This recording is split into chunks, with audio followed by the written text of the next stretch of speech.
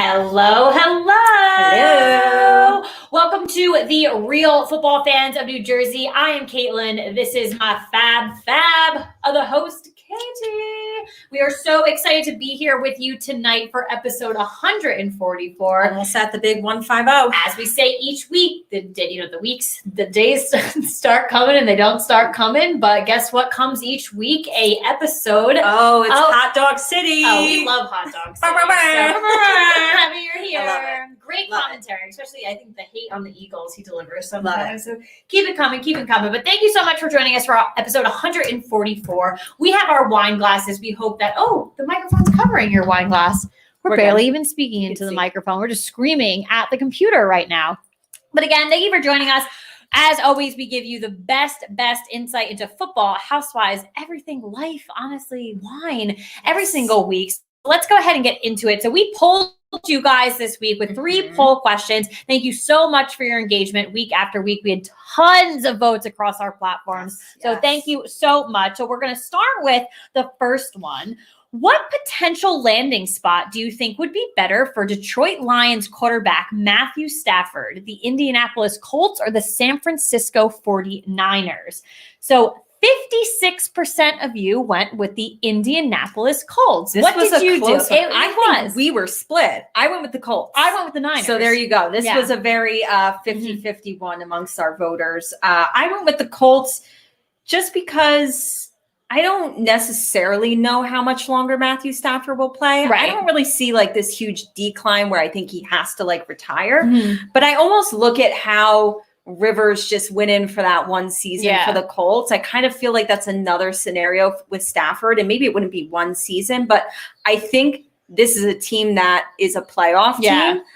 So he can go right in, and he wants to go somewhere where he can win. And I feel like he could just plug in for like 2-3 seasons and see what he can do. I think 3 is actually very generous for him. And I just don't think that's what the Colts want right now. I think they got what they needed out of Phillip Rivers. I think it was a great season for them. You're right. They are a playoff contender. It showed that they were a playoff contender, not just with the veteran quarterback like Phillip Rivers, that the entire team was showing up week after week. But don't you think, do you feel like Stafford is a better option than Rivers or not really? With Matthew Stafford, I've never been a huge fan of him. I feel like they're pretty even. Yeah, I could even in a sense where I'm just kind of maybe not always 100% sold on either of them. But I think with the Colts and the direction that they probably should want to be taking right now, they need to go after someone else that has more years in their, resume or someone brand new. Okay. All right. So that's why I went with the Niners. I mean, maybe they are a team that does have that flexibility of bringing someone in for 3-ish years as they maybe bring someone into groom. Because next year, I do not think that the Niners are going to be a playoff team, but I do see it from the Colts again. Listen, I think these are 2 teams that you don't want to miss out on. Like, you don't want to have a bad quarterback when you have the squad. You have the squad to get to the playoffs, to make some noise in the playoffs. You don't want to miss that, miss the boat on that by not having the quarterback that you need to get you over the hump. Yeah, so definitely for sure. So moving into our second poll question, what team do you think is in more need of drafting a quarterback or picking one up in free agency? The Carolina Panthers or the New England Patriots? 76% of you went with the New England Patriots. Yeah, I went with the Patriots as well. So do I. And I think the numbers show for themselves. I just don't. While I think definitely Carolina's in this conversation, I don't think they're in it as much as other teams are. And I think for this one, it was an easy pick for the Patriots here. They're in need. I mean, this is going to be a topic of conversation until the draft, until free agency, even after when we see where the chips fell. But there are so many teams, especially picking early in this year's draft. I mean, I've read mock drafts where you got 5 quarterbacks going in the top 10 picks. That's insane. I know. But then we also have guys. I always said the free agency list for quarterback didn't look that great. Yeah. But now you've got guys being thrown into the mix like Deshaun Watson or Matthew Stafford, who could potentially, you got to trade there. Yeah. So there's names being thrown around, and this is going to be a hot topic for the next couple months. I don't know what Instagram account it is. It might be NFL on Fox, or it might be Sports Illustrated. I go back and forth between their Instagrams all the time, but the post is very interesting. It's basically all the quarterbacks right now that are not in jeopardy of their jobs, but their jobs are questionable. And it's a list of about 10 guys that maybe some are free agency, but like you just said, guys like Stafford and Watson who are entering in the conversation right now. Like Watson has entered the chat. Like that's how things are going right now. And the list of guys, it's, it stems from Darnold, Jimmy Garoppolo, these two guys, things like that. So it's super weird thing that was kind of popping up on ESPN today. A little bit of rumors of, is Jared Goff safe? Oh, he's on the list. He is on the list. We're starting to see names that we didn't big conversation on Get Up the past 2 mornings. Get Jared Goff and his future. Again, in LA. That's another squad. Like you need is your quarterback holding a squad back? Yes. So many names that we're going to be talking about for a while here. And then finally, wrapping up these poll questions with a Housewives question. Does Mary have enough of a role on Real Housewives of Salt Lake City to be a full-time, or should she be, demoted to a friend in future seasons? So 81% of you said friend, which was pretty overwhelming. I know we were split. I went with full-time. Yeah. I went with friend. It's not that I don't want her full time. I'm just saying if she's going to have a role like she has had on this first season, she's not a full-time housewife. She's not getting invited to these parties. The last episode, they went on a trip to Vegas. She was not invited to that. Like she really is right now, all she's doing, all her scenes for the last 3 episodes is her sitting in her closet talking to the girls on the phone for a scene. That's not a full-time housewife. It's not. I'm cool with her being a full-time housewife. I'd like to see it, but then you've got to give her more scenes and get her pushed into the mix. Well, that's the thing. So the reason why I went with full time is because I think that she needs to be full time. Yeah. I mean, she's certainly a character. She has a role and she has a story. Everyone listening and watching right now, if you tell me you're not interested in her storyline of her marrying her grandfather, you are lying. Maybe that was it for her and they squeezed out that storyline. Hell no. I want to hear that storyline for the next 5 years. You cannot squeeze that out enough. You squeeze it out until both of them are no longer with us. The dynamic will have to change, and the producers will literally have to say, you may not like Mary, but you're inviting her to all these parties, these dinners, these trips. You have to. In a contract, you have to, because right now she has a very minimal role. And I do understand the role over the past couple of episodes and what we've been seeing from a trend standpoint, but the story, her role in previous episodes, she's there. She's got to be a full-time member, in my opinion. So that's why I went, maybe it is slacking a bit, but she's got to, got to be. Yeah. All right. Well, let's get into our big stories of the week in the world of football. We obviously have a break this weekend before Super Bowl. This is absolutely insane. It's what are you going to do? It's you have to prep for the life after the Super Bowl. I know. I'm not ready for that. We Twitter all our thumbs for months on end. Yeah. I mean, we're just going to really be talking draft and free agency a lot. But things get a little bit quiet and obviously not as good as when we're actually in the season. But we still have plenty of things to talk about tonight. On Sunday, one of our big stories, Philadelphia officially hired their coach. We got one left. The Houston Texans have yet to make their hire. Weird. They have hired the Colts offensive coordinator, Nick Sirianni, as their new head coach. Jonathan Gannon will also be leaving the Colts to join Philadelphia as the new defensive coordinator. I think they took a couple of other guys from Indianapolis. Very strange. They just So it's I wonder, was the Indianapolis Colts team this year? Maybe they should see if they could get Phillip Rivers to unretire and go to Philly too. I don't know. I mean, it's certainly better. If it pushes Jalen Hurts to another team, I'm 100% on it. Please, please, please put him somewhere else because it's breaking my heart. Don't go breaking my heart. I'm seeing that song later in this football conversation. Okay. So Jonathan Gannon's going to be the defensive coordinator. He was the Colts defensive back coach.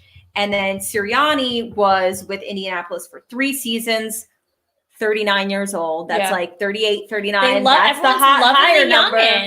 I mean, honestly, if you're over 40 now, I guess you can't, unless you're Robert Saleh, you can't get hired.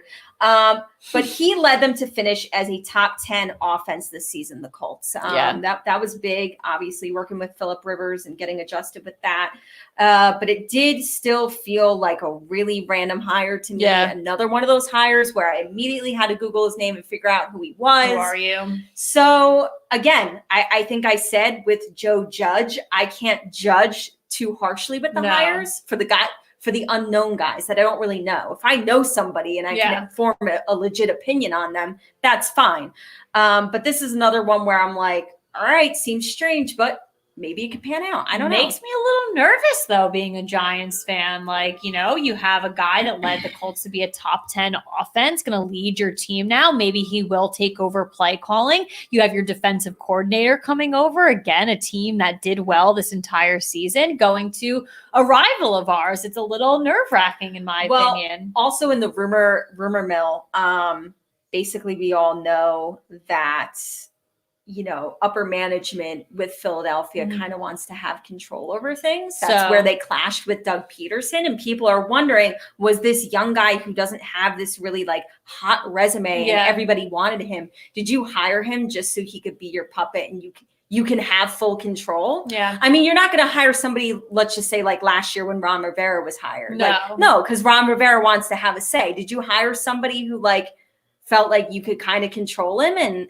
call the shots? It's not a bad thought. I think it's very realistic. And I think that is the MO of the Philadelphia Eagles organization. It's, it's rumor on the street, but it also fits them very well. It fits the mold of doing things like that. Right. So we'll see. I'm going to be really interested to see how these 38, 39-year-old head coaches pan out. It might be the visor too. Doug Peterson wore a visor. This guy wears a visor. It might be that visor swag in Philly. That might land you the job. Josh McDaniels, he could be the next one. Just wear a visor.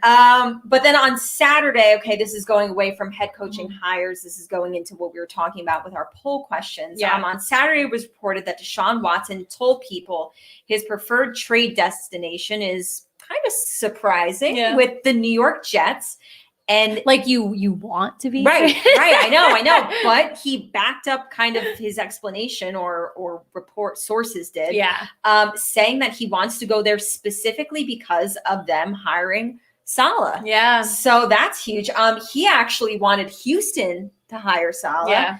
And I think I remember we said it on the show. Houston was like the only team that didn't interview him. So I don't know if that felt like a slap in the face to Deshaun Watson as well. I know when they were looking to get a GM, Deshaun Watson gave them a list of names that he liked and they just ignored him. Well, listen, we always talk about the NFL's business. Think about you and, corporate America at your job, things like that. People go from I've had experience of going from job to job where I've had the same boss where that, going to work for someone, and you're aware of their reputation and things like that. But it's attractive too. I'm going to work for this company and this is going to be someone my I know boss. that I like, that I work well with. Yeah. You're going to go in and you're going to have to make a relationship with everyone around you, your coworkers, your teammates, for example. But if that one person you're reporting it eases the transition. It truly eases it. So listen, we might, like you said, when you first read the announcement that he wants to go to the Jets, raise some eyebrows, be leaning in. Are you sure you want to go there? But if it's truly for the coaching purpose, he's super attracted to that. It totally makes sense. I mean, think about this as well too. The Jets have the number 2 pick. Now, if they get Deshaun Watson, I'm going to assume that they're not going to hold that 2 pick anymore. No. But they could still be at the top of the draft, right? Yeah. And in Deshaun Watson's eyes, it's like, okay, now you don't have to draft a quarterback. Yeah. Now get me a great lineman, get me a great receiver. Yeah. You know what I mean? Get me a weapon. So that could be attractive as well. His second choice, which to me makes more sense as far as playing with a better team that could be a playoff team, the Miami Dolphins. Yes. That's his second choice. But let's keep in mind, Watson has not officially come out and asked Houston for a trade yet. Right. These were all these rumors sparked a week or two ago. Yeah. And now people are running They're with moving it. and grooving. And it's also unknown at this time if Houston would even allow any of this. Exactly. So listen, you traded away DeAndre Hopkins. So it's like, who the hell knows what they'll do? They'll be like, sure, I don't know. Whatever. They're kind of blind to that. But the Miami is different. Obviously makes me a little nervous with Tua, things like that. So I don't want to see Right. That ends so abruptly. And no offense, but I did read that Houston has heard about this and heard about his desires potentially with Miami, and Houston, kind of the rumor mill too, is that they don't want Tua. Yeah. So okay, Houston, you know what you're talking about. Okay. So we don't know what's going to pan out here. I think the Jets have the money to land Deshaun Watson. I think the guy wants to go to you, make it happen. But obviously the other part of the equation is, will Houston let that happen? Yeah. It's going to be an interesting offseason. And obviously, as we shift into offseason in the next 2 weeks, you guys got to come back, listen to us each week, follow our social media accounts, because as always, you got to just be looking down. Things are going to be happening But then it also makes more sense to for Houston. I get why not wanting to do with Miami, but if you do it with the Jets and you take their 2 pick, draft one of those quarterbacks. Absolutely. Draft the next best quarterback after Trevor Lawrence. That's not a bad deal. Yeah. Make it work for you. Obviously, that's not going to be the only thing you get. Trade Deshaun Watson and ask for the house. But that number 2 pick will certainly help fill the quarterback void. Yeah. No. 100%. And then also this one, I felt kind of came out of nowhere a little bit. I didn't necessarily expect it, but on Sunday, Detroit quarterback Matthew Stafford, like we said before, he officially requested a trade from the team. After meeting in recent weeks, Stafford expressed wanting a fresh start. He's been with them forever. It's never panned out. You want a fresh start? Who the hell you think you are, Tom Brady? What? But specifically with Detroit starting over again with a new head coach and a new GM, he told the team that I think it's time for us to move on. And the team seems fine with that. Yeah. Detroit has the number 7 pick in the draft and could likely find his replacement they that could way. Find a quarterback, and then we have a couple of initial potential landing spots. I mean, they change based on so many different websites that you read, but some of the constant names that I was seeing, San Francisco 49ers, like we put in that poll. Yep. The Washington football team. Need a quarterback. The New England Patriots. Need a mentioned quarterback. them before. The Indianapolis Colts, mentioned before. It's going to be another year of the quarterback. I can just don't know why I kind of like this one, but the New Orleans Saints. Why don't you bring him in and keep working him with Taysom Hill the way you were working him with Drew Brees? Yeah. I mean, Matthew Stafford and Drew Brees are kind of similar players. Yeah. Both big yard guys, pocket passers. That could kind of I've work heard some nicely rumors for the Saints. of Jimmy G to New Orleans, and that's kind of been that's an interesting rumor for sure. I kind of like Matthew Stafford to the Saints. I could see that one. I could see it molding quickly. I could see it working for them quickly. Yeah. And I think in a situation like that, it needs to work because quickly. with the Saints, I think it would be good for them too, because I wouldn't want to roll with Taysom Hill or Jameis Winston, but you're also not picking low enough in the draft to really get a solid quarterback. So this could kind of, they should push for this. I would push for this if I were them. Yeah, that's not a bad idea. All righty. So we had one wild Sunday. I won't say weekend. It was just a Sunday of the championship, the AFC and the NFC championship. Yeah. It seemed like just yesterday the Giants were there. Miss it. God, I love you. So let's just go through our thoughts. So we obviously had 2 big games here. So the number 5 seed, the Tampa Bay Buccaneers, beat the number 1 seed, the Green Bay Packers, 31-26. Yeah, we both had Green Bay in that one. We did, and it was quite the wild game. Yeah. Tampa Bay is heading to their first Super Bowl appearance since their debut in 2002. Yeah. So it's been a while. It's been a while since I don't know the words. So they Tampa Bay led 21-10 at half. Held on to the lead despite a late charge by Green Bay. Obviously, you had Tom Brady throw 3 picks. So I think it was kind of up in the air, and people were like, dun, dun, dun. It's a game. I mean, if Tom Brady throws 3 picks and he still wins the game, that means he had a hell of a game. And he did. I mean, take away those 3 picks, he did have a good game. Really did too. So he finished with 280 passing yards, 3 touchdowns, obviously the 3 interceptions, and wide receiver Chris Godwin had 101 receiving yards. Yeah. Holy guacamole. And then Tampa Bay's defense sacked Rodgers 5 times and forced 1 interception. I told you, I love this Tampa Bay defense. I really do. They really are. They are ferocious. ferocious. We talked about the defense last week about the teams entering this championship weekend, and there wasn't much to talk about, but the Tampa Bay Buccaneers week after week have shown us that their defense is in fact the one to talk about. So that's the D crew I'm looking at going into Super Bowl Sunday.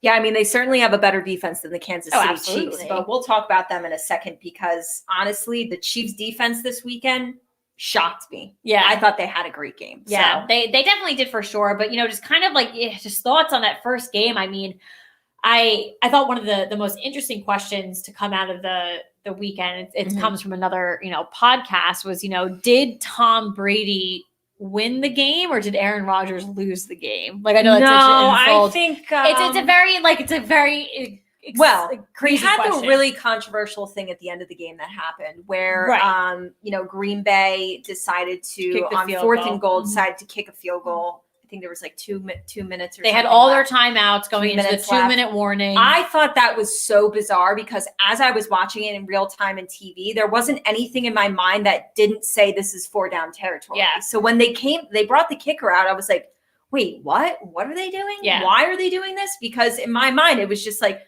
this is easy. But here's what bothered me. And you have Aaron Rodgers. But here's what bothered me. So on the 3rd down play, Aaron Rodgers was looking to throw the ball. He could have ran it in. And he didn't. That's why I know there's up in arms and everyone wants to go after Matt LaFleur and like everyone wants to kill him and everyone wants to give the team back to Aaron Rodgers. But that 3rd down play, it was the right side of the end zone was wide open, and you are Aaron Rodgers. Yeah. And even if you missed the end zone, you would have been 4-1. There were missed opportunities on Aaron Rodgers and then offense not being able to get it done in 3 tries, right? But it is Aaron Rodgers. I'm willing to bank that if you give him 4 tries, he could find it. He could find the end zone. But maybe at that time, if you're the head coach and you're veteran quarterback isn't running it in on 3rd down when the right side of the end zone was wide open. Like, I'm not even exaggerating. One of us could have ran it in. That's how wide open it was. So that's what frustrated me the most, like around that whole play, because yes, I agree. I'm not happy with that play call not going on. But I wouldn't say Aaron Rodgers lost it. I would say Tom Brady won it because Aaron Rodgers, like the team got down real early. And I don't it's just know. An interesting question. He really brought it back. He did. But it does showcase though too, with the 3 interceptions from, Tom Brady, 3 interceptions, it does show that his team, the Buccaneers as a whole unit, are performing really well. It's not just him. Yeah. And listen, I think 2 of the 3 I feel like I can remember were tip passes. And one was, I got to tell you, and this is not my get it off my chest, but Mike Evans to me is a very lazy player. And I know that's a hot take. And I did tweet it and I actually did get some engagement. Like some people agreed with me. The one interception, it was basically, it wasn't his fault, but you can see when you are a wide receiver or a tight end and you know that interception's happening, you have to turn your defense mode on. Defense mode. You on 2 plays. Turn into DK Metcalf and chase him down the field. 2 plays, you just look at him stand there and say, wait, what? And that's always pretty lazy. So I just, again, that's a hot take. I'm not going to get too much into it, but I totally, but again, like 3 interceptions from Tom Brady and to see what they were actually still able to do against this Green Bay team, one of the highest scoring average scoring team all season. Well, you held them to 26 points. You have specifically talked constantly when we're doing our games the last couple of weeks and what is it going to take to win? And I know you've said a lot about like, you need to win on both sides of the ball. This Tampa Bay team is winning on both sides of the ball. They are. So that's dangerous. And that's been a theme throughout the playoffs. It was a theme actually this entire 2020 season, in my opinion, because I think we were seeing, put away the state of the world and everything that's going on. We definitely saw a weird season where not even the best of the best, like this, the Chiefs had their downfalls this season. They had everybody had sketchy games. Yeah.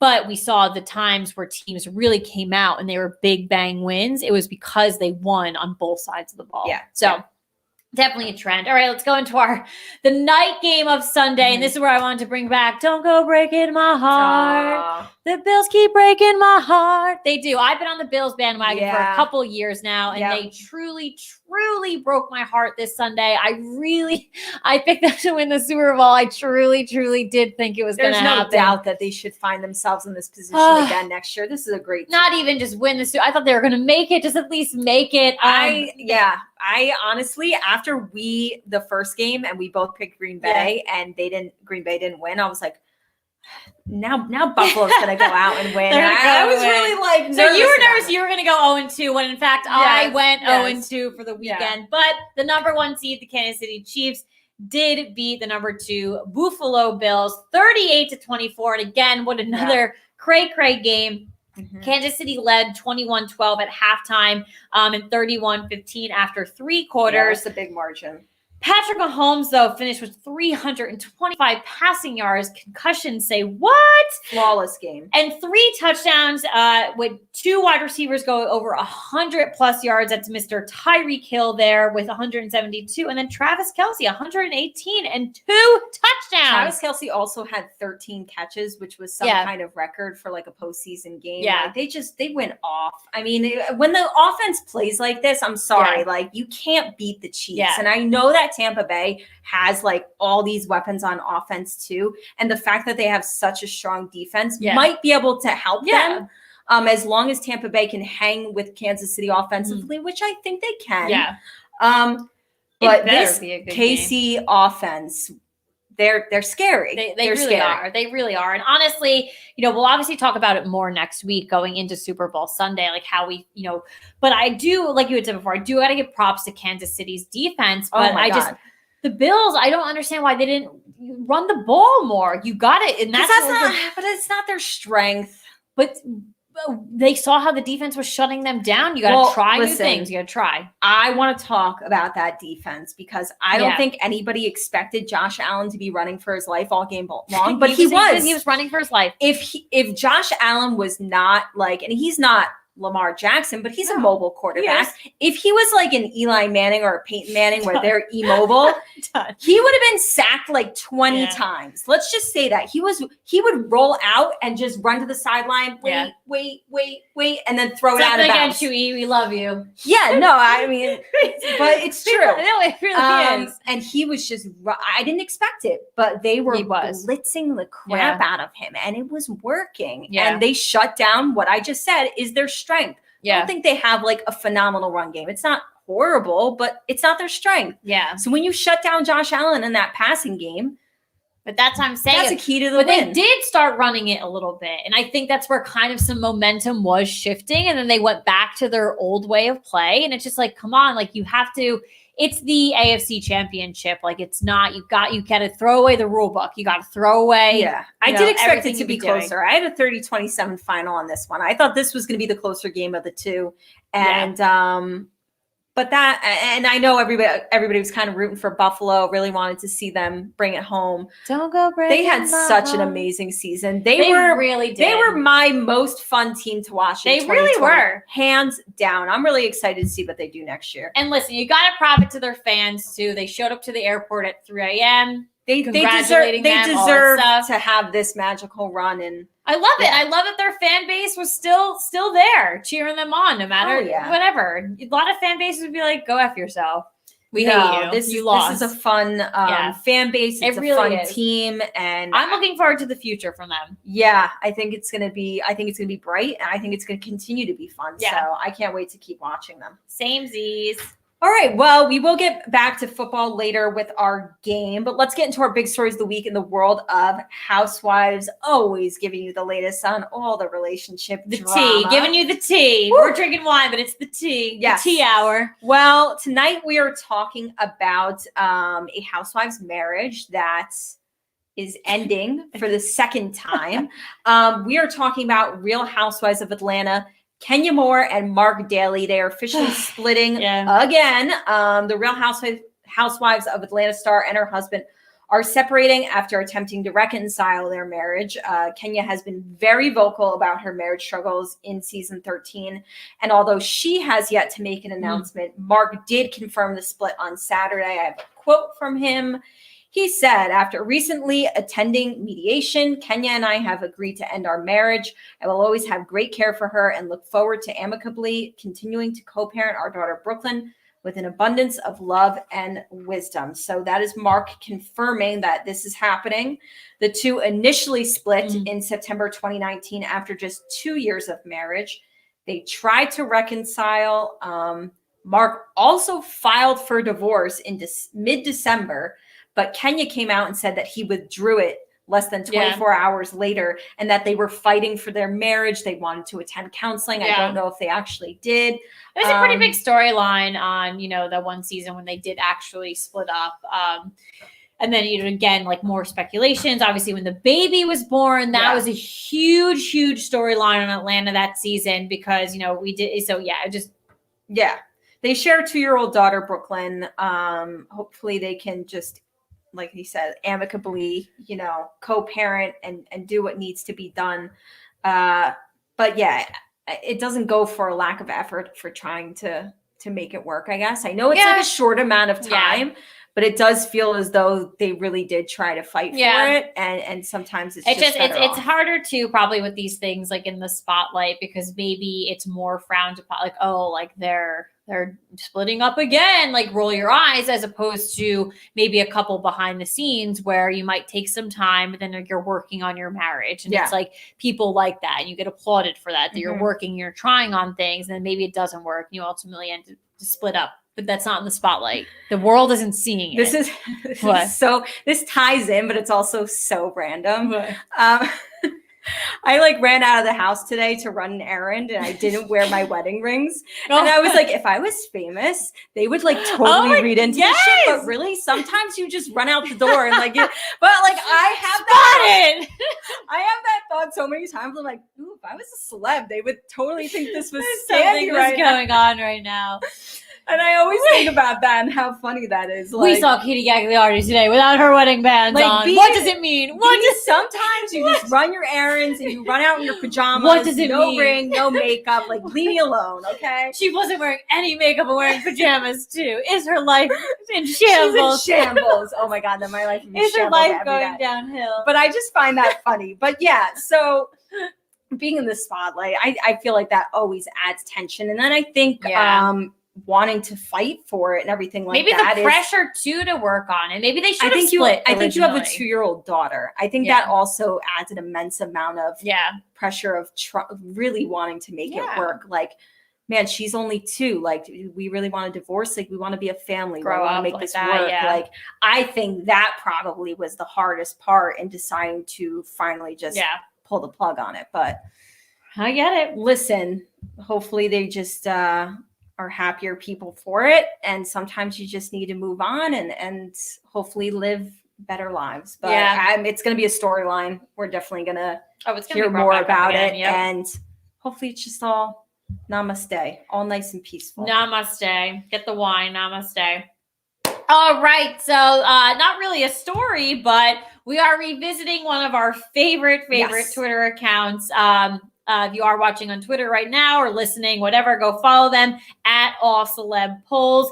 We're taking some more. We love polls. We're having some more poll fun with you guys right now. If you guys love our poll questions, these are some good if you go on this account, there's at least 10 poll questions a day. We love it. As far as engagement goes, and if you're just I'm a big BuzzFeed gal. I love sitting around taking quizzes when I'm bored. This is an account to follow.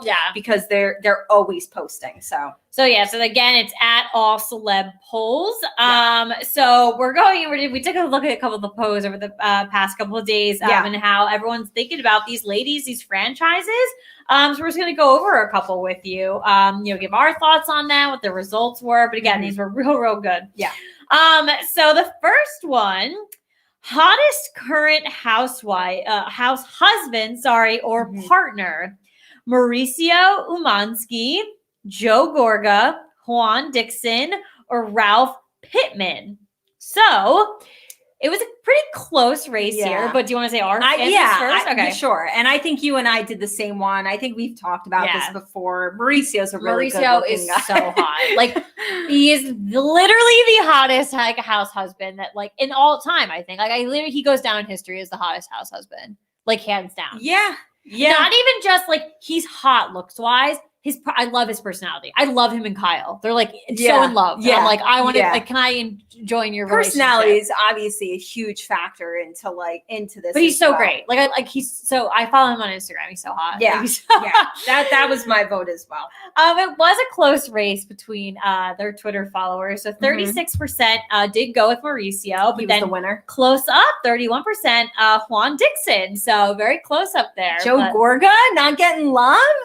I'm sure he got a little bit of love, but I think, let's throw Frank Catania in there. Melissa Gorga. For the women, I'm sure, yes, we're just doing house husbands and partners right now, but for the actual housewives, I think we could throw Frank Catania into, at least throw him in for a vote to see what people think. What a juice head. We love him.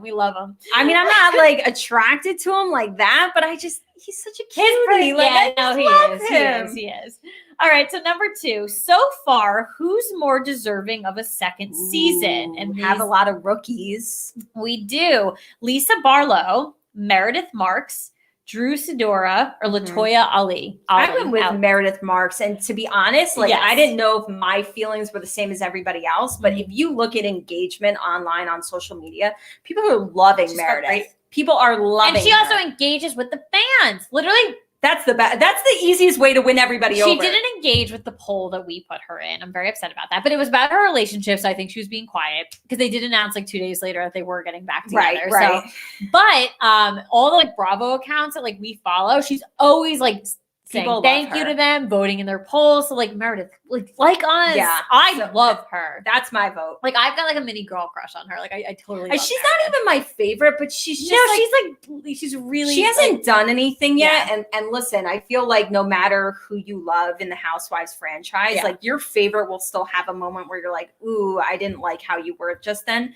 I've liked her so far. I feel like she's kept it real and she hasn't had moments where I'm like, Meredith, really? No, I am. She's been good. She's been good. My favorite is the one quote from her. She's like, I'm disengaging. She goes, I'm disengaging. Yes. It's glad, honestly, that's one of her icons. You like to use, we're aborting the mission. I'm disengaging. I love that. We'll use that one. We'll have to use that It'll go down in history for her. It truly is a good one. Get in a fight with an Eagles fan, we're disengaging. I'm disengaging.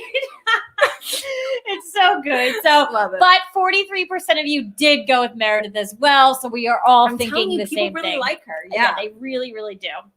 All right. So number 3, who would you rather return first? Always a popular question. Jill Zarin, Caroline Manzo. Phaedra Parks. I'm so sorry on that one. And then Camille Grammer. So I'm surprised they threw Camille into that mix because I don't know. Yeah. And then Caroline, we've talked about it a lot. Yeah, Did you go with Caroline? No, yeah. Okay. I just I'm looking at them again because I still just think it's hilarious that Camille's in the mix. Camille sucks. She always has sucked. Even worse. Now what did the people say? The people did go with 30% Caroline, but can you? Close then. I'm sorry, I'm so bad. Phaedra. Sorry, I can't. It's my head's not screwed on properly today. I'm looking at the. If Caroline's only got 30% first place, it means it's close. Yeah, it's a 27%. So it's good. Okay, I like the closeness. It shows that the Housewives world is not just always one-sided. Realistically, do you even see any of these 4 nominees coming back? Because no, I don't.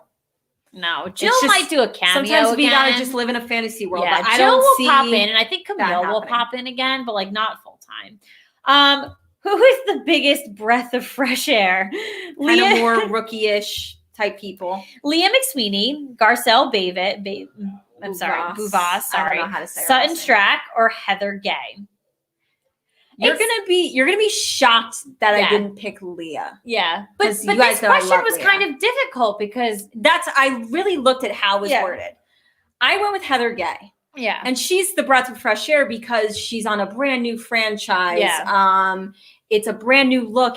This franchise is Salt Lake City is so different from any. They are. I felt like Salt Lake City, the franchise, was a breath of fresh air. Yeah. And so I feel as though I think when I looked at it too, I didn't expect to really love anybody Yeah. just off the Oh jump. no, I love these women. And I loved Leah off the get. Last But week this is I invited them to a Giants tailgate. But when you so like, when you have a brand new franchise and a brand new group of women, you kind of question like, am I gonna almost like bond with any of them? Really like love any of them? And I love Heather, so Heather is my breath of fresh air. This franchise is my breath of fresh air. That's what I went with. I did pick Leah because I think that I think I went by the episode or just by the shows and the seasons, things like that. I feel like when Leah enters like the screen or when she enters the chat and when she's on, when the other women are alone, it kind of gives me anxiety. Like if you put like Dorinda and Ramona in a room, I know there's going to be drama and I'm going to get like anxiety. Like even though like Leah does like have drama like with the women, it's probably fun. She's like doing something silly. Like I don't care. I'm not pompous. So that's where I kind of looked this year, like this season, like Salt Lake City. As much as I do love Heather, she tends to be around the drama, and I actually don't agree with some of her takes on some of the issues. So she doesn't really bring me fresh air in that respect. I do love her, and I think you're right with what you said, but I looked at it from a different angle. Leah gives you a break from the drama because she's so like I don't care. And even when there is drama, it's like whatever. Like she's just throwing tiki torches. She's just there, taking her top off from the pool. It's not here for a long time. Going to the Russian bathhouse. That's all she's doing. I can't wait till the Russian bathhouse is COVID friendly. We're going. We are going. No, but you know what a time. Everyone else is thinking the same thing. It's probably so expensive now. It was probably they jacked. Oh my god, it was probably like $20 to enter for the whole day. Now it's probably like $8,000 to get like one massage. Oh my god, I can't. But we want to go so bad. We need the experience. Pay for the experience. Leah, if you're listening, watching, please give us the VIP to the Russian bathhouse. Get us in there. We'll go now. It's okay. Like, what are the restrictions? We'll go. But 36% of you did agree with Katie with Heather. So again, that kind of surprised me because I know the world loves Leah, and I think the world honestly loves Salt Lake City though. It might just be because Salt Lake City is airing right now. But I think people are like, because everyone loved Garcelle. She was definitely a breath of fresh air in Beverly Hills, 100%. Yeah, I think people just love Salt Lake City. We certainly could have made this a big announcement tonight, and I'm announcing it right now. But Salt Lake City has officially been ordered for a second season. Praise the Lord. So I don't think people the world would have been on fire. Yeah, I don't think people doubted that. I know there's been a lot of complaints to Bravo, and if you see this, tweets, a lot of complaints that it gets aired at 10 o'clock at night. I know, because I'm tired. So the ratings might not be fabulous, and people are saying we love it. We're just not watching it at 10 o'clock at night. I'm not. So I'm not. They got to get them. We're done with our show. They have to get them a better time slot. Yeah, I agree. This one's funny. This is all right. So we have the better Heather ? And there's 3 to choose from. Miss Heather Dubrow, Heather Thompson, and Heather Gay. They had another question where you could vote on the better Lisas. There's been a whole bunch of Lisas now. So Lisa Vanderpump, don't ever pick something else. Listen, as much as I love Heather Gay, like I've only seen her for one season so far. I feel like you need to stack up a little bit more before I'm going to really commit to you. So I am going with Heather Thompson. Well, I'm going with Heather Dubrow. I love her. She is one of my favorite OGs. Every time there is a question of who would you want to come back, I always am looking at her. I like all these women. These are like they're all great. The Heather, great name. Great. The Heathers of the Housewives are phenomenal. Yeah, honestly, that should be a new show. Heather's a Housewife. Housewives Heathers. Real Housewives of Heather. I love it. It'd be like that 90s movie, The Heathers.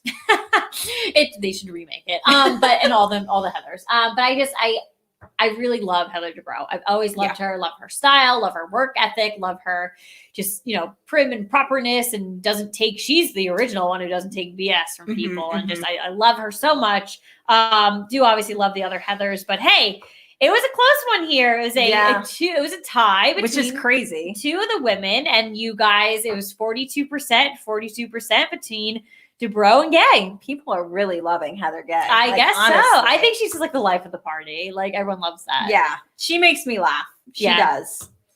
Alrighty. So which show do you think fans judge too harshly? I feel like this is a great question for you. Because I know you get really disappointed in some of these franchises. And halfway you're like, I'm done. Yeah. I went with let me read them. Oh, I'm sorry. Go ahead. Yeah. Orange County, Atlanta, Beverly Hills or Dallas? Right. I went with Dallas, and I went with Dallas because you're on season 5, and I feel like people don't even realize that they're on season 5. I think it gets judged. I watched an episode or 2 of this season. But I feel like it gets judged too harshly in the fact that I feel like it is one of those franchises that doesn't have a bunch of people rallied behind it. So if you get into like the real nitty gritty of like Housewives fans, like the real, like we are like the real fans, but like there's like another world where like they're not football fans. They have like more time on their hands. There are some real Dallas like diehards. But like, do you know any? No. Personally? No, just from like those Bravo accounts. No. Yeah. I remember one time I went down the shore with my friends like 2 years ago. And we had gone out at one of like the piers to drink and like came back, and it was like the reunion was on. Like one of my friends like insisted that we watch it of Dallas, and I was like, "What the hell?" I was like, you no. watch this? I was like, "Turn this shit off! Like, we're not watching this." I'm actually gonna go with Beverly Hills. Okay. And that is our fan favorite of the night. 29% did say Beverly Hills. It was close though, with Orange County coming in at 26. I definitely agree with that. Mm-hmm. And Dallas at 26 with a tie there. Atlanta, I'm surprised Atlanta was put in on this. Huge fan base, huge following. Everyone does love Atlanta. They should have thrown Potomac into this, but I don't know. People love Potomac. People, the Potomac watchers. I think we need to. It. You know what? I think I'm just gonna start from day one. We got to just pick a day and like just sit down with mimosas and just do it. Dive in and really see, because I told the audience I've watched a couple episodes and I don't know. I think I've watched like one episode of like each season. And I'm like, where's the where is it? People love it. I don't know. I gotta see, because even like when Dallas is on, like I'll watch if I'm bored. Like I'll watch an episode and I can sit through it. Potomac, I can't. So maybe we just have to it's like Harry Potter. You just gotta sit down and watch it. Gotta do it. So so Beverly Hills, because I am one of the people that gives them a lot of judgment, and it's been the past couple of seasons. It's and I definitely agree. I would probably tie Orange County with it because they piss me off to no end. Yeah. It's stupid shit. It's storylines that don't need to happen, and they just bother me. And I do judge them because it used to be good quality shit, and now it's I think that. I think if you're like a dedicated, devoted fan, like don't waste my time to any specific franchise. I think you're openly allowed to judge as much as you want, and I do. Like, don't waste my time, like at all. Like, and you bother me, so don't waste my time. I ain't here for it. All right. Well, that was again the Twitter account at All Celeb Polls. So many good questions. So good. Like I said, posting all the time. So definitely good content there.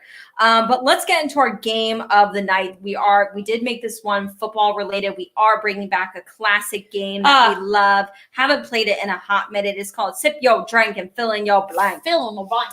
So these are just various football fill in the blank questions. A lot of good ones. We got 10 of them here. Very intrigued to see what you said, and let's just get right into it. Question number 1. After Trevor Lawrence, I think the next quarterback that will be drafted will be selected at pick number blank. So not the player. I did. Well, actually, I did both. I did the player and the number. All right. It was specifically like what team at what number. So I do think that it will be at the number 3 spot. So that will be the Miami. Yes, but I do think there's going to be trades going on, so I do not know. I've seen the Falcons moving to number 3. I've seen the Jets move with number 2. So do you more so think Miami is going to draft that quarterback, or do you think somebody's going to jump into 3? I think it's the 3 spot will take a quarterback. So I guess I was a little confused on the question. And I did select Justin Fields as the quarterback being selected. And I do think he will be the second quarterback selected at number 3. So that was, I did misread the question for sure, but that's how I read it. That is okay. I went with pick number 4. That is Atlanta's pick. Yes. And I've seen a lot of it. I've seen mainly at that pick, them taking a quarterback. I've seen a lot of Justin Fields in mock drafts at that spot. He is I think he is from Georgia, so that would be kind of cool. Justin Fields is Ohio State. No, I know, but born in the and played high school football in the state of Georgia. Oh, well, that Pretty is positive. cool then, yeah. He was on that Netflix. I feel Oh, like he was on he that? was on oh, yes. that Netflix show. Okay. I always forget the name of it, but it always spotlights senior quarterbacks. What's the name? Like the top people behind the lights or beyond the lights or something like that. It's a great show. So many good quarterbacks. Jake Fromm has been on it. Justin Fields. Justin Fields, I remember watching him on it, and it's always been like he's really short, and people have always knocked him on that. And then he went to Georgia, and Jake Fromm was the guy. So then he had transferred to Ohio State. But listen, a Heisman Trophy candidate this year. People really like him. They like him early in this draft, and I think Atlanta could be picking him at 4. All right, question number 2. Outside of the top 10 teams picking in the draft, the team that needs to draft a quarterback the most is blank. So I did a 2 for here, and I'm going to go with the Patriots and the Washington football team. I think they both are in dire need. Like, listen, Washington, like you can have another season out of Alex Smith, but can you even? It's not long term. Can you even get a full season out of him? I would like to see them just kind of roll with it. Yeah, but you can draft his backup. They won the division with having like a weird quarterback. Like a whole thing going on, right? But so now you I think if you have Alex Smith healthy enough to start, and that's the question, but if he could start the whole time, you've proven that even when you don't have him to start the full time, you can win the division. So I do think that they're in need. Oh, they're definitely in need. It's just like this draft, I think it needs. All right. I mean, it will not surprise me. That's the need. It will not necessarily. I do the Patriots first, though. So if I'm putting them in priority order, it is the Patriots and then Washington. Okay. And the Patriots are picking before Washington, so that's that too. I did go with the New England Patriots. Again, I'm very intrigued. I don't care about college football. Very intrigued to see what happens with Mr. Mac Jones, because that is the name that keeps popping up for these New England Patriots. Don't go breaking my heart. I don't think he has come out, right? He hasn't come out and even hinted. He is declared for the draft. He has. Oh, yes. When did that happen? I know we should have spoken about it on the show. I tweeted about it, I think. Okay. So it did happen. Actually, funny enough, after the show, we spoke about it, where I said he has not declared yet. Like the last week. 2 weeks, I think. 2 weeks ago, he drafted. So not last week, but the week before. Oh, wow. Okay. We had said he has not come out yet. Matt Jones has entered the chat. Literally on Thursday or Friday, he entered the chat. Okay, well then I'm sticking and I was by like, this. You mother, were you listening to our show? Mac Jones, I'm seeing his name to the Patriots in like every mock chat. He has entered the chat the draft chat. All right. Well, all right. Question number 3. If I could have my dream Super Bowl halftime show, the performance would be by blank. So I am pretty excited about The Weeknd, to be honest. I do like him. If he doesn't play Blinding Lights, I'll be very upset. I don't know what that is. I don't know anything by anybody. Oh, okay. But that's the whole. I have a feeling he's not going to play it though, because when they promo the whole, that's all they play. That's all they play when they promo it, right? We'll see. But listen, my dream is to go back to the old school days where MTV produced them, and every popular artist at the time went on stage. Yeah, I love when there's a combo. Do you know what ruins that? When Janet Jackson showed her boob. That's when they said, MTV, you are no longer allowed to produce it. We had years where like Aerosmith was on stage, NSYNC, Backstreet Boys, Britney Spears, and they all you would never know it. They did their songs. They did songs together. They did the random songs. Beautiful halftime shows. So great. Fun. Yeah. I don't know. I liked recently, like Maroon 5 did it. I love Maroon 5. They did a great job. Well, it's always good, like you said, when there's a twist of surprise. Like element of surprise. I want like multiple people. So MTV had the gig for so long, and then obviously Janet Jackson showed her boob, and that was it. That was during the Giants Super Bowl, wasn't it? That was the Giants-Ravens Super Bowl, I think. I don't remember. That whole night was bad. We were youngins. That whole night was bad. We weren't supposed to be seeing boobies. We saw a boob. I was actually in the bathroom. because everyone was everyone was talking about it the next day. I actually didn't catch it on air either. Everyone was talking about it the next day, and I was like, what were you talking about? What halftime? Yeah. There was a boob on TV. There were boobies. I didn't see it. Well, not apparently she had one of those little towns. So you just went with, I want an MTV halftime? Yeah, I want No so, one like specific. I guess it would be like today's like top people. So it would be like The Weeknd. It would be Justin Bieber, Jason Derulo, I'm some good like without popular seeing any people. of those people. I don't know, but like maybe throw in an old school, like put in John Bon Jovi. Like I don't know, like just like a combo. I can't even throw out anyone getting likes. I don't know. I'm from the Jersey. Grateful Dead. I don't know I'm anyone. from Jersey, Someone. and the Rolling Stones. I love Bruce Springsteen. I'm not a John Bon Jovi fan by any means. I like them both. Sorry to I like disappoint. them both.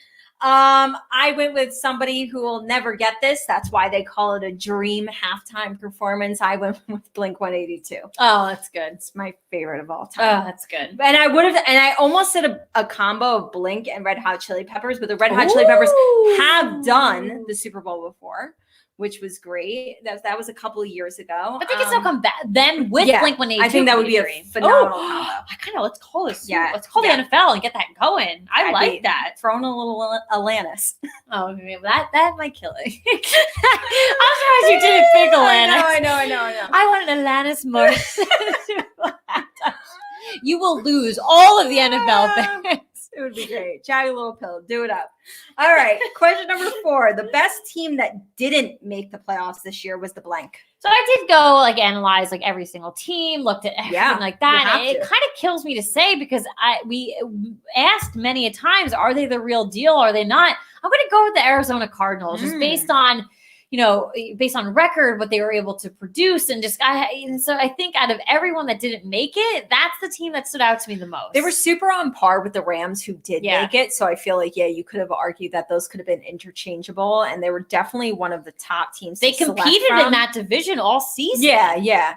And I think that was definitely they probably would have been my second pick. I went with the Miami Dolphins. I just like that squad better. I think the Miami Dolphins had too many question marks near the end of the season. So I think while they did hit that spark, like that little I know you weren't a fan of the whole quarterback swap. And putting that even aside, I think they had question marks up and down the field, putting aside the Tua Fitzpatrick, John Malam. So I wasn't a believer in this team, but at the same time, they were winning ball games. So I can't ignore that. Yeah. All right. Question number 5, the below 500 teams. Which was a lot of teams. Very questionable and scary. Any teams under 8-8 so the below 500 team that I have the most. No, but way below. That's what I meant. Not I did anybody below 8-8. So the below 500 team that I have the most faith in for next season is blank. I am going to go with, and this might be wild and crazy, it's not the Giants, but I'm going to go with the Cincinnati Bengals with a healthy Joe Burrow and a successful draft. Let's see what Cincinnati can do. They were super close in every single game they played. I know.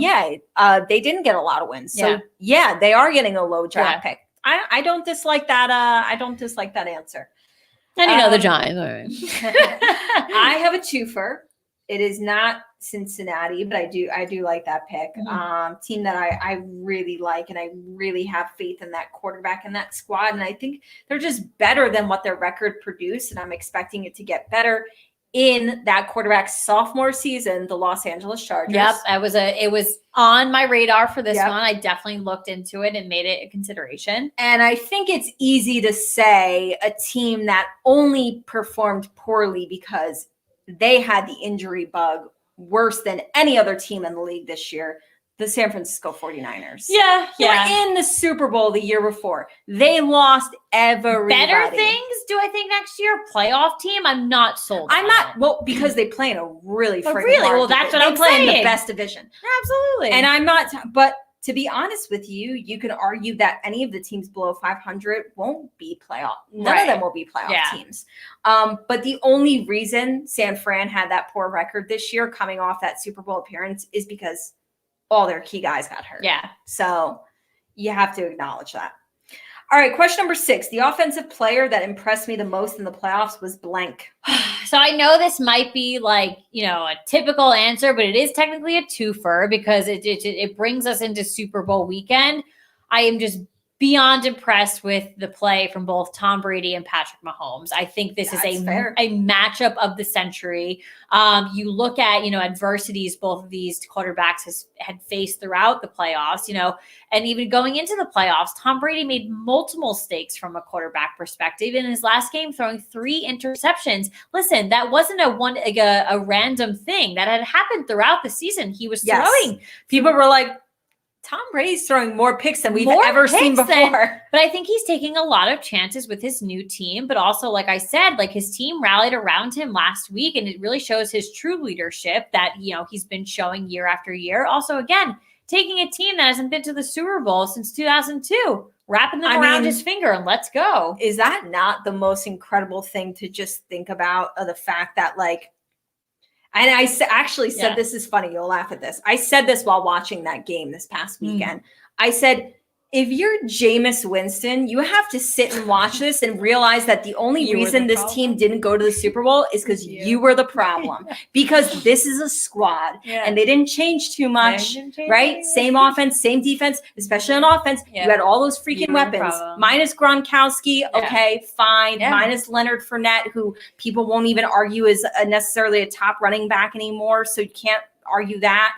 You can even argue that Gronk isn't a top tight end anymore. So honestly, like, you had to watch that and realize that Tom Brady is that factor. And you were the non-factor that were holding them back. That is what we said at the beginning of the show. What are these teams that can make the playoffs, but that quarterback is holding them back? Yeah. So Tom Brady, like, and we all question when Tom Brady and Bill Belichick split, will we see, was it Tom Brady that was winning those Super Bowls or Bill Belichick? Now, I believe it was still both of them. Oh, absolutely. Yeah. But Tom Brady has proven that he could just go off to a brand new team, to a brand new conference, to a brand new division, a good division, and make it back to the Super Bowl. Like, that is incredible. Super casual. But honestly, and then obviously Patrick Mahomes, he's coming off a concussion. I don't know if I totally agreed with him playing on Sunday, but just from medical, I'm not a doctor, but that's a huge adversity he came off of. And I just honestly, like, a lot of people are just like comparing and it's not a comparison, him and Tom Brady yet, because Tom Brady is obviously 45 years old, long time in the NFL. Patrick Mahomes, third season? He got our third season as a starter. Yes, I'm blanking on his year. I don't know how many we got now, because we spoke about him for the first time when it was our third 2017. So 2018 was a full season. 2019 was a full season. These are 3 full years as a starter. But what he has done in these 3 seasons, absolutely insanely incredible. Insanely incredible. I mean, I said it before the season started. They were my pick to win the Super Bowl. And I said, Patrick Mahomes in these next 5 years will win at least 2 or 3. So honestly, they are just, again, I know this is a long formed answer, but the 2 of them, I could not pick anyone else. It's fair. I actually didn't pick either of those guys, but 100% could make that argument. I went with Stephon Diggs. He had not only the playoffs, but he had a year that was remarkable. He went to a new team, and him and Josh Allen just had really that immediate connection. Stephon Diggs had 311 yards in the playoffs. He led all receivers in the playoff for receiving yards, and he had 2 touchdowns. That was 311, 2 touchdowns in 3 games. He went over 100 yards in 2 of those games. His least amount was this past weekend. He still had 70-something yards. I mean, he crushed it, and he crushed it all year long. And I've even seen his name been sprinkled into the Offensive Player of the Year discussion. I think it definitely should be. So he was very impressive. Question number 7, the defensive player that impressed me the most in the playoffs was blank. Well, we did love the Tampa Bay. While we did absolutely love the Tampa Bay Buccaneers defense in this playoff run, I am going to give it to a Buffalo Bill. I'm going to give a little linebacker love to Mr. Matt Milano. 25 tackles in the playoffs. He was a big name, just entire, throughout and throughout, always mentioned up. I really do want to give it out to. I would call out, I know it's not the huge, the big Buffalo Bills defense, but definitely did show up week after week. So I do want to just call him out for that for sure. I just want to say that Devin White, linebacker for Tampa Bay, is a freaking beast. Monster. He is a beast. And I think it all just fired up after he was snubbed for the Pro Bowl. Oh yeah. That was a huge snub, one of Yeah. the biggest snubs. And I think he was just like, all right, Go fuck yourself. cool. I'm gonna show Imagine you what if the Giants made the what I'm about. playoffs. I'm gonna What show you what I'm Blakey about. could have done. But Devin White, in his second year, already a captain that speaks to the player that he is. Love it. And linebacker. It's the quarterback of the defense. It is. This kid is no joke. I love his play. He's a beast. Love it. Yeah. All right. Question number 8. Out of the teams that have hired new head coaches, I think the squad that will have the most success next season will be blank. It's such an interesting coaching landscape for the new hires. Sometimes this it doesn't year. matter whether the coach, it kind of just matters on the squad. Yeah. Like, So I am going to go with the Jacksonville Jaguars. I do think while there's a lot of controversy with Urban Meyer coming and like he's got a lot of controversy with his coaching past, at the end of the day, he does have a coaching past that is successful. And even if the rumors are true of what people say, that he'll kind of like skip out in a year or two and quote unquote retire again. If he can bring this team to success in a year or two, it doesn't matter. It doesn't matter if he leaves. If they bring on another coach, they'll be fine. Well, because he's kind of weird. But like honestly, I just think out of all of them, I'm big on, the Jets and I'm big on that hire, but I think it's a loaded question. It doesn't really necessarily have to do with the head coach that was hired. But I am going to go with that for sure. Okay. I'm going to go with the Chargers again. Yeah. This is a team that I'm mentioning twice now that I just think is only going up from here. And they hired Brandon Staley, and I don't know yet whether that's a good hire or not, but I just feel good about the team over all the other teams that had to go ahead and hire. What's the status of Anthony Lynn? Is there no status? Like, because I know. Yeah, he already landed somewhere as an offensive coordinator. Damn it! Because we kept Jason Garrett. And I forget who. I know I didn't speak poorly of Jason Garrett, but if we had the opportunity to get Anthony Lynn. I forget who, but Anthony Lynn. I must have missed that one. Has already landed himself a job, and I'm not surprised by that by any means. Donuts. And I will look while I ask question number 9. My dream non-Giant Super Bowl matchup would be blank. I'm going to go with let's hope this is next year so I can see. And the teams are intact. No changes have been made. Okay. So I want the Bills to go to the Super Bowl. I need to see it at this point. But I'm also going to ask for the Carolina Panthers to go because I would love to see my boy Teddy Bridgewater. Wait, Panthers and who? The Bills. Oh, okay. Sometimes there's personal reasons. So that's fine. I'm talking about next year. Yeah. When Peyton Manning was still playing in the league and people would ask me that question, if you're not rooting for the Giants, who are you rooting for? Well, the Colts and then the Broncos. If it wasn't going to be Eli, I was going to root for. And this was hard for me too because I want the Bengals to obviously go because I just enjoy the Bengals, but they can't play the Bills, so that's impossible. Yeah. So, but I do it where I am right now in life. I would like to see the Bills go to the Super Bowl. So. Yeah. Well, real quick, Anthony Lynn was hired as the Detroit Lions offensive. Oh, come on. Well, listen, that's a really strong offensive coordinator. Yeah. And he will be paired with a brand new quarterback, whether it's a rookie or a vet. But yeah, we're not surprised whatsoever that he already landed a job. So my dream non-Giant Super Bowl matchup would be the team that I had the most fun watching in 2020, the Buffalo Bills. The Boof. Now, who do I want to see? What do I think? This was kind of hard. It was hard, but I'm going to I try to look at it as not necessarily I don't want to see them win or, I really want to see them win because there's nobody really like that for me. I think what would make the best television and the best game is I kind of would have liked to see what Josh Allen did against Tom Brady and that Tampa Bay Buccaneers team. So I'm not saying I want to see Tom Brady win another Super Bowl, but do I want to see good television? Yeah. I'd be lying if I said it did not cross my mind because it definitely did.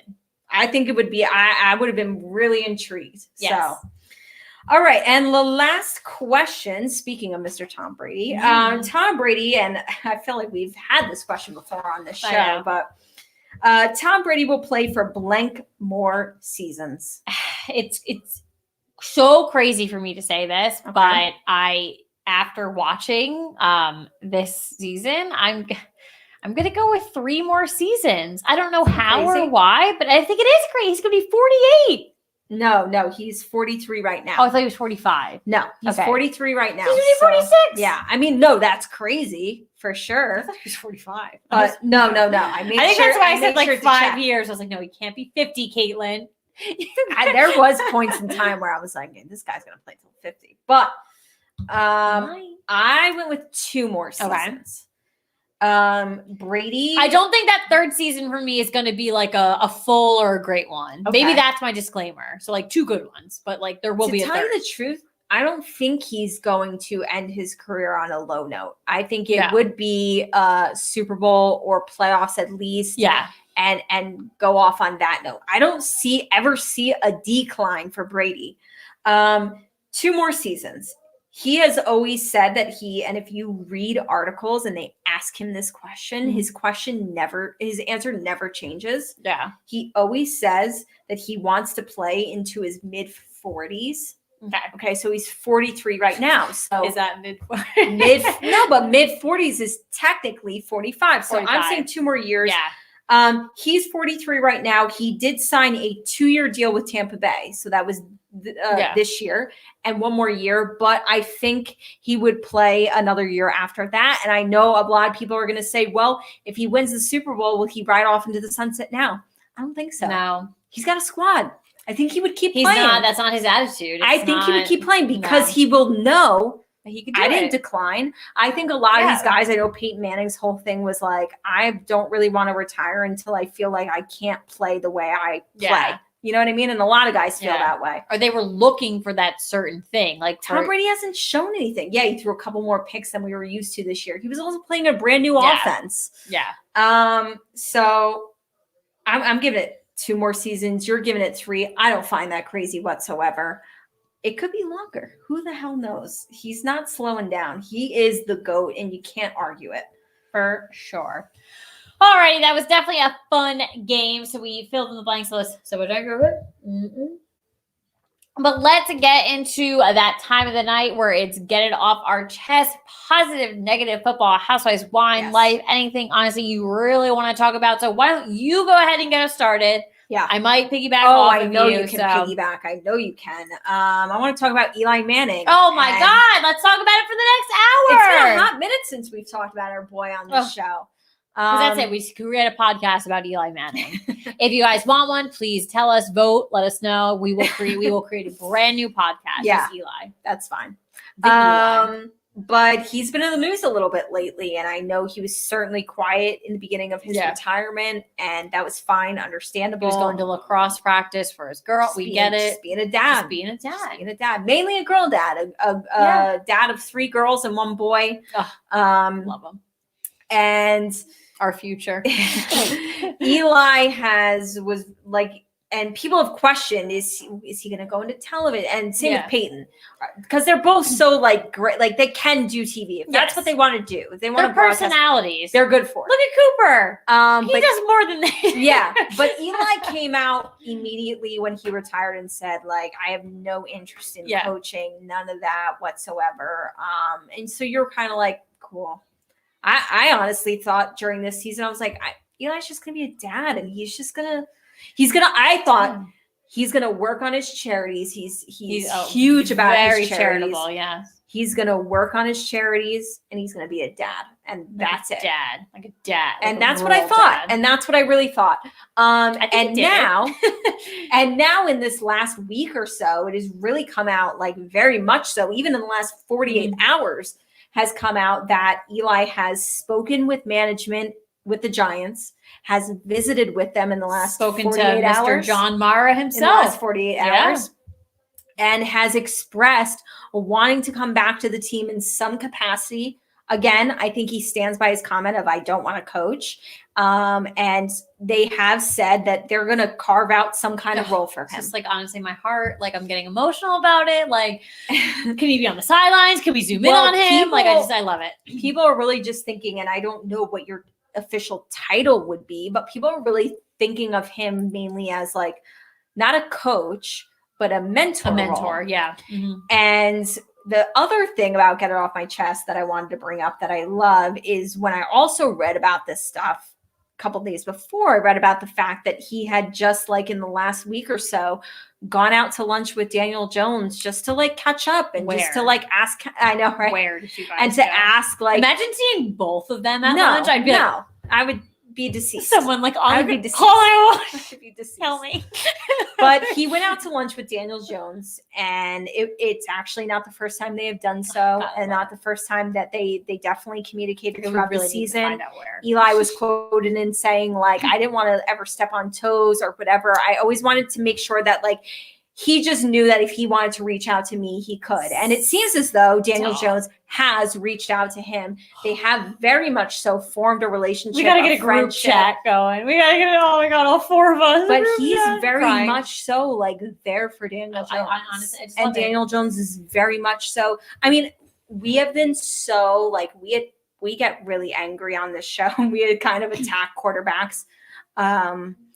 Like Aaron Rodgers, like Ben Roethlisberger, who kind of dicks, who kind of like people come in, like they get drafted and they're like cold shoulder. It's not my job to help them. It's like, oh, okay. Like we weren't saying it was, but like just be welcoming. We're not saying, yeah, you're right, but just be like nice about it. Like, you know what I mean? And Daniel Jones really hit the jackpot with having Eli Manning. I honestly like adopt me. Like I like a tweet about this. like I just like he hit the jackpot with having somebody like Eli Manning who was going to help ease that transition and not feel like you're trying to steal my job from me. It was more so of like, hey buddy, like we're in this together. And they could have easily never spoken again. Like there's a huge age difference. This is a man in his mid 40s compared to a guy in his early 20s. And they had a great and they go out to lunch in together. Hoboken, flipping cups, playing flip cup. They freaking love them. Oh my God, I love every moment so of it. Honestly, I love it. I'm just even more excited to hear that Eli wants to be a part of the Giants organization and that they want him a part of it. He did say we needed our break from each other for that first year. He said that. And that's fair. And I didn't necessarily know if he was going to come back, but hearing that he wants to be a part of it, oh my God. And he listed his house, by the way. I'm a real estate agent. He listed his house in New Jersey. So I thought he was just going vamoose. So where are they going? He was leaving. Maybe it's like New York. I don't know. Like, where are they going? I really thought he Connecticut, was leaving. maybe. Like, where are they going? But if you're working with the New York Giants, you're staying in this area. So if you need me to sell you a house, I got you. Eli, we got you. You were invited to Katie's wedding. You did not reply. So we're very upset about that. You're forgiven. You'll always be forgiven. No, I'm not. We're not forgiven. Caitlin doesn't forgive you. I don't forget. Because if you showed up, I would have died. Yes. Maybe it was a good thing. I would have been deceased on my wedding day. We would have like multiple ambulances. Maid of honor, bride, deceased, dead, they're gone. Dead. Probably both of our dads died too that night. Like everyone's dead. Just dead. Just dead.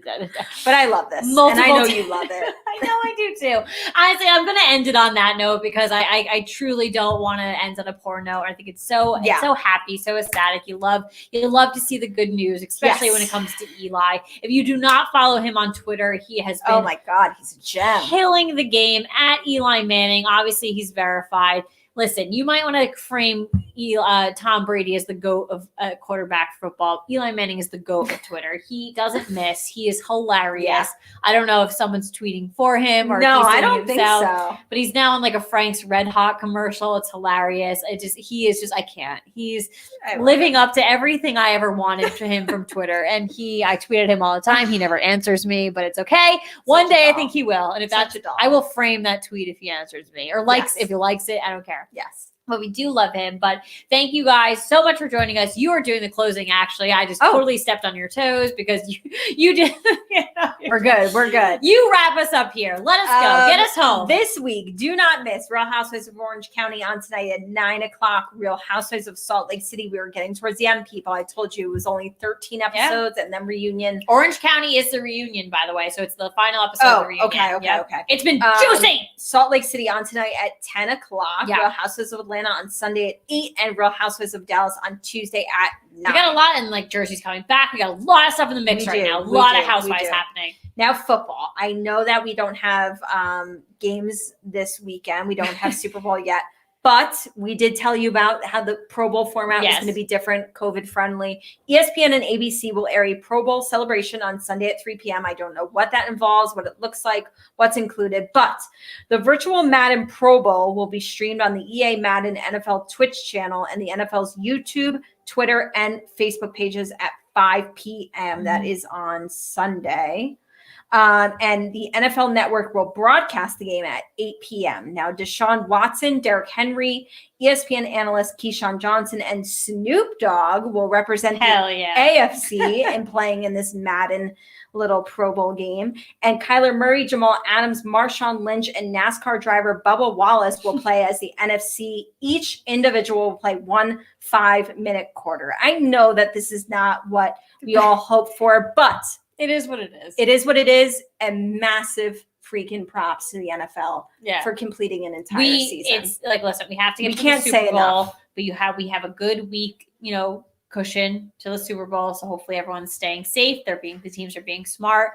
But yes, as soon as next week is done, when we talk to you guys in 2 weeks, it's going to be a celebration. We'll bring confetti. We'll pop a bottle of champagne. But major kudos to the NFL. You did this with flying colors, almost flawlessly. And even when hiccups happened, I have not seen a league pick up and figure it out and move on. Made it work. There was games canceled, but they were rescheduled.